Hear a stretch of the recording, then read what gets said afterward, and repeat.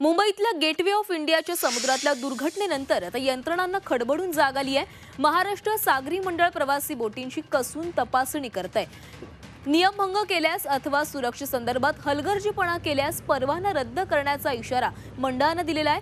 महाराष्ट्र सागरी मंडळाचे वरिष्ठ अधिकारी कॅप्टन सीजे लेपांडे यांच्याशी संवाद साधलाय आमचे प्रतिनिधी विशाल वैद्य यांनी।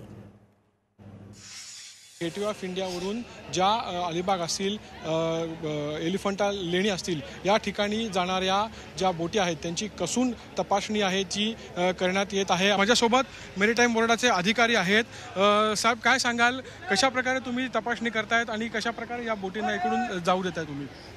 गेटवे ऑफ इंडियावरून ज्या बोटी चालतात एलिफंटासाठी, आता त्या बोटीची किती कॅपॅसिटी कॅरिंग आहे आणि प्रेझेंटली प्रवासी किती याच्यामध्ये बसतात आणि काय सेफ्टी मेजर घेतलेले आहे की नाही, लाईफ जॅकेट घातलेले आहे की नाही, त्याची आम्ही तपासणी करतो। आणि बोटीमध्ये जे प्रवासी क्षमता आहे त्यापेक्षा कोणी जास्त घेऊन जाता येणार नाही याची आम्ही तपासणी चालू करणार। नियमभंग केला किंवा नियम पाळले नाहीत तर काय प्रकारची कारवाई जी आहे ती तुमच्याकडनं करण्यात येईल?